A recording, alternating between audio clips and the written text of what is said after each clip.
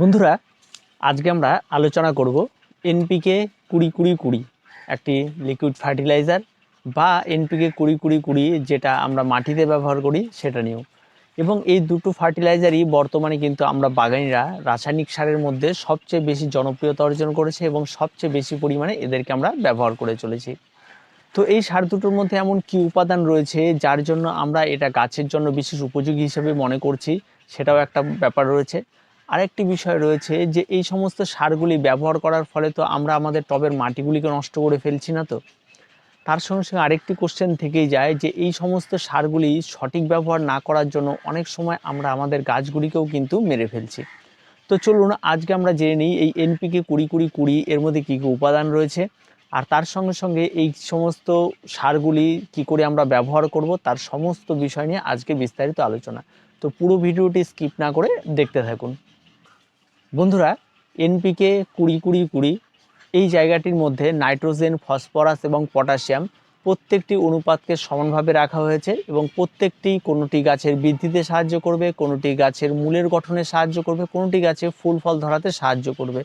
এই যে nitrogen, phosphorus এবং পটাশিয়াম প্রত্যেকটা একটা সুন্দরভাবে একটা ব্যালেন্স তৈরি করা হয়েছে যাতে গাছের একটা ব্যালেন্স ডায়েট তৈরি হয় এবং উদ্ভিদের সামগ্রিক বৃদ্ধি এবং ফুল ফল ধারণে যেন একটা ভীষণভাবে সাহায্য করে।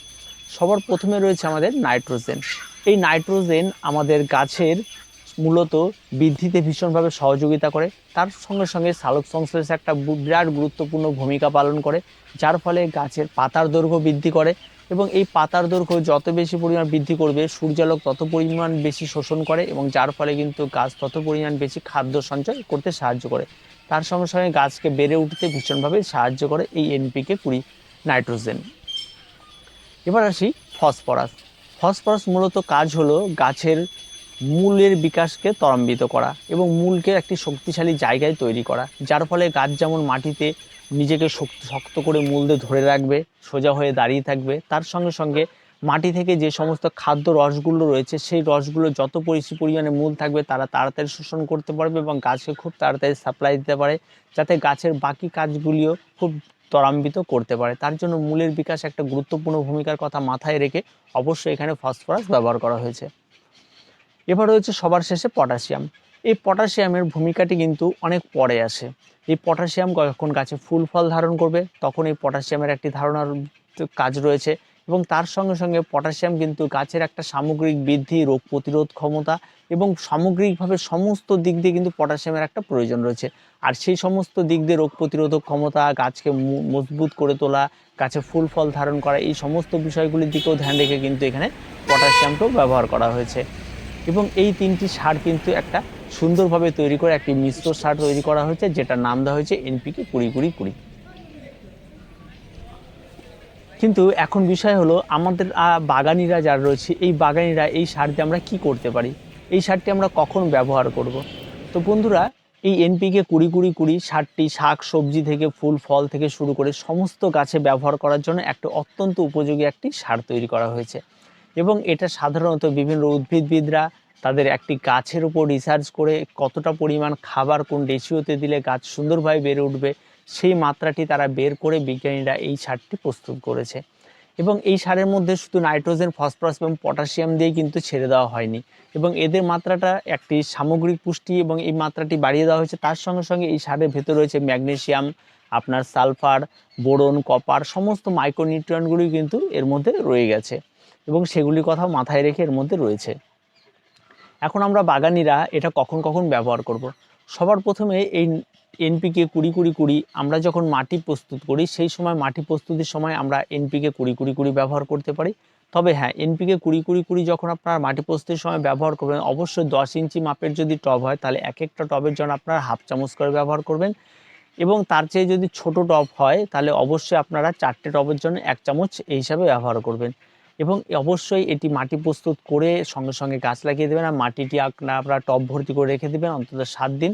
যখন এই সমস্ত সারগুলি সমস্ত রূপে মাটির সঙ্গে মিশে যাবে তারপরে আপনারা এটিকে গাছ লাগাবেন। আর অবশ্যই মাটি প্রস্তুত করে টবে রাখার পর টবে একটু জল দিয়ে রাখবেন, তাহলে এই কাজটি খুব তাড়াতাড়ি হয়ে যায়। তারপরে আরেকটি বিষয় রয়েছে গাছের চাপান সার। যখন আমরা একটা গাছকে লাগিয়ে ফেলি গাছটি অন্তত বেড়ে ওঠার 20 থেকে 21 দিন পর বা 30 দিনের মাথায় আমরা গাছকে একটি খাবার দিই। আর সেই সময় কিন্তু গাছে আপনারা এই ব্যালেন্স এনপিকে 20-20-20 আপনারা এটা দিতে পারেন। এই ব্যালেন্স এনপিকে 20-20-20 মানে এটা রাসায়নিক সার তো খুব সহজেই কিনতে পাওয়া যায়। আপনারা যদি চায় তাহলে বাড়িতে বানিয়েও এটা ব্যবহার করতে পারেন। নাইট্রোজেন, ফসফরাস, পটাশ এবং এইগুলি আলাদা আলাদাভাবে কিনে সেগুলিকে তৈরি করে নিতে পারেন। তো কীভাবে তৈরি করবেন সেটা আমি হয়তো পরে একটি ভিডিও দিয়ে দিব। এবার আপনারা যখন এই সারটি তখন ব্যবহার করবেন, তখন 10 ইঞ্চি মাপের যে টবটি ব্যবহার করেছিলেন সেই টবের ক্ষেত্রে আপনারা এখানে 5 থেকে 6 দানা ব্যবহার করবেন প্রথম চাপান সারে। একদম অতিরিক্ত মাত্রায় ব্যবহার করবেন না। আর যেগুলি ছোট ছোট টব রয়েছে সেগুলিতে কিন্তু আরেকটু কম দেওয়ার চেষ্টা করবেন। অন্তত 5 থেকে 6 দানা যদি এটাতে দেন তাহলে ওটা থেকে আরও কমিয়ে দেবেন, 2 থেকে 3 দানা করে ব্যবহার করবেন। এবার এটা কখনোই মাথায় আনবে না যে একটা টবের মধ্যে আমরা 2 থেকে 3 দানা রাসায়নিক সার ব্যবহার করব এবং এটা খুবই কম হয়ে যাচ্ছে, এই বিষয়টা কখনোই মাথায় আনবেন এবং সারটা বেশি পরিমাণে প্রয়োগ করার চেষ্টা করবেন না, তাহলে কিন্তু গাছে হিতে বিপরীত হতে পারে। কারণ ওটা গাছের প্রাথমিক স্টেজ, প্রথমে গাছটি বাড়বে, তখন আপনাদের এই চাপান সারটি ব্যবহার করতে হবে। আর অবশ্যই আপনারা যখন রাসায়নিক সারটি আপনারা গাছের গোড়ায় ব্যবহার করবেন তখন অবশ্যই গাছের গোড়াটি আগের দিন নিড়ানি দিয়ে নেবেন এবং বিকেলে জল দিয়ে নেবেন, তাহলে সকালবেলা এই খাবারটি দেবেন। বা যদি আপনারা দুপুরে বা সকালে জল দেন তাহলে বিকালে আপনারা এই সারটি দেবেন। তবে যখন সার ব্যবহার করবেন তখন কিন্তু গাছের জল একদমই ব্যবহার করবেন না। এই ছোট ছোট বিষয়গুলি কিন্তু অবশ্যই আপনাকে মাথায় রাখতে হবে। এবার আসি এনপিকে মাটিতে তো ব্যবহার করলেন, এবার লিকুইড সয়েলেবল যেগুলি রয়েছে সেগুলির বিষয়ে রয়েছে। এই লিকুইড সয়েলেবল অনেকেই রয়েছে যে জলে ব্যবহার করে স্প্রে করা হয়, আর এটা স্প্রে করার জন্য এটাকে তৈরি করা হয়েছে। তো অবশ্যই যখন গাছে আপনারা স্প্রে করবেন তখন অবশ্যই আপনারা যেখান থেকে ক্রয় করবেন সেই জায়গাটা থেকে অবশ্যই আপনারা শুনে নেবেন যে 1 লিটার জলে আমরা কতটা পরিমাণ ব্যবহার করব, বা সেই সমস্ত যেই কোম্পানির আপনারা ক্রয় করে থাকুন না তার গাইডলাইনগুলি সুন্দরভাবে পড়ে নেবেন, তারপর সেটাকে গুলে নিয়ে আপনারা স্প্রে করবেন। সবসময় একটা জিনিস মাথায় রাখবেন যে সবজি গাছ যেগুলি রয়েছে সেই গাছগুলি কিন্তু অনেক হার্ডি গাছ এবং সেই গাছগুলিতে কিন্তু যদি মাত্রা বেশি হয়ে যায় তাতে কোনো রকম কোনো অসুবিধা হয় না। আর এই সমস্ত সারগুলি এমন একটি রেশিওতে প্রয়োগ করা হয় যাতে সমস্ত গাছের ক্ষেত্রেই সুন্দরভাবে প্রয়োগ করা যায়। তার জন্য আপনারা যখন লিকুইড ব্যবহার করবেন তখন অবশ্যই আপনারা 1 লিটার জলে 1 গ্রাম এই রেশিওতে ব্যবহার করবেন, তাতে গাছের কোনো রকম কোনো ক্ষতি হবে না। সেটা ফুল গাছ হোক, সবজি গাছ হোক, যে কোনো গাছ হোক, ক্ষতি হবে না। তার থেকে আপনারা ডোজ বাড়াতে পারেন, সেটা গাছ বুঝে আপনাদের বাড়াতে হবে। যদি আপনার মনে হয় গাছটা অনেক শক্তিবান গাছ তাহলে বাড়াতে পারেন, আর যদি মনে হয় না গাছটি খুব নরম, যেমন চন্দ্রমল্লিকা খুব নরম একটি গাছ, সে সমস্ত গাছের ক্ষেত্রে 1 গ্রামই যথেষ্ট। আবার যদি আপনারা বনসাই বা অন্যান্য শক্ত গাছগুলি দেখতে চান সেগুলির ক্ষেত্রে আবার বাড়িয়ে দিতে পারেন, তাতে কোনো রকম কোনো অসুবিধা হবে না। তো অবশ্যই আপনারা লিকুইড ফার্টিলাইজার যেমন গাছে পাতায় স্প্রে করতে পারছেন, অবশ্যই এই গোলানো জলটিকেও আপনারা অন্তত এক একটি গাছের জন্য 200 ml করে গাছের গোড়াতেও ব্যবহার করতে পারবেন, তাতে এমন কোনো অসুবিধা হবে না। তবে মাত্রা যেন কোনো রকমই বেশি না হয় সেটা কিন্তু অবশ্যই খেয়াল রাখতে হবে।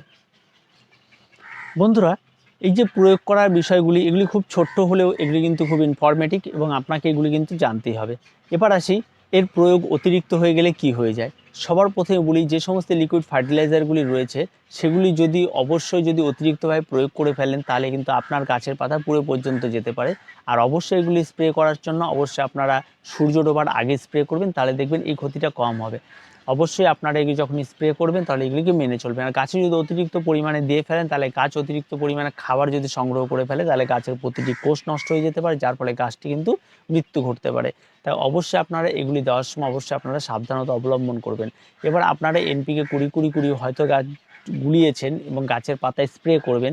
এবার আপনারা স্প্রে করার সময় হয়তো দেখা গেলো আপনারা মনে করেন স্প্রে যখন করছি তার মধ্যে কিছুটা পরিমাণে অ্যান্টিফাঙ্গালগুলি একবারে স্প্রে করে দিয়ে দুটো কাজ একবার হবে।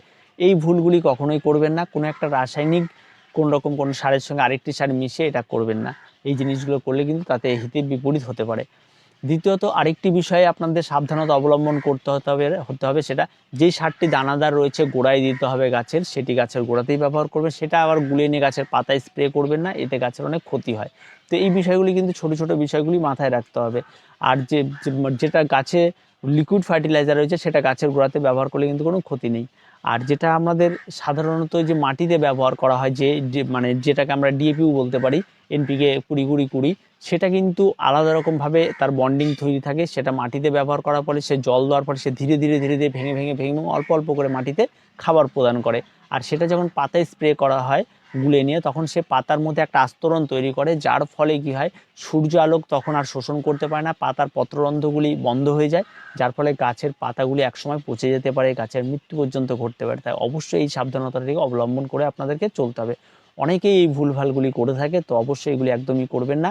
আপনার গাছকে ভালো রাখতে হলে কিন্তু সেই দায়িত্ব কিন্তু আপনার নিজেকে নিতে হবে এবং আপনাকে দায়িত্বের সঙ্গে গাছগুলিকে কিন্তু বড় করতে হবে। আর গাছের প্রতি ভালোবাসা কিন্তু বাড়িয়ে তুলতে পারবে। আপনি যত গাছের কাছে যাবেন, যত গাছকে ভালোবাসবেন, যত গাছকে মন দিয়ে করবেন, তত কিন্তু আপনি এই গাছের ব্যথাগুলো বুঝতে পারবেন। গাছটিকে এখন কি খাবার দেবো সেগুলি সম্পর্কে আপনার ভেতরে অটোমেটিকলি সেই ফিলগুলি তৈরি হবে। তো আজকে এই এনপিকে 20-20-20 নিয়ে এই সমস্ত তথ্যগুলি আপনাদের দেওয়া ছিল। খুব সহজ বিষয় এবং এগুলি সব প্রত্যেকেরই জানা উচিত এবং আপনারা প্রত্যেকেই যদি এখন এই গাছগুলিতে এই নিয়মগুলি মেনে যদি আপনারা ব্যবহার করতে পারেন, তাহলে আপনাদের একটি গাছও নষ্ট হবে না। তো ভিডিওটি আজকে এই পর্যন্তই। ভিডিওটি ভালো লাগলে অবশ্যই লাইক, শেয়ার এবং কমেন্ট করুন আর আমাদের চ্যানেলটিকে অবশ্যই সাবস্ক্রাইব করুন। প্রত্যেকে ভালো থাকবেন, প্রত্যেকে সুস্থ থাকবেন। দেখা হবে পরের ভিডিওতে।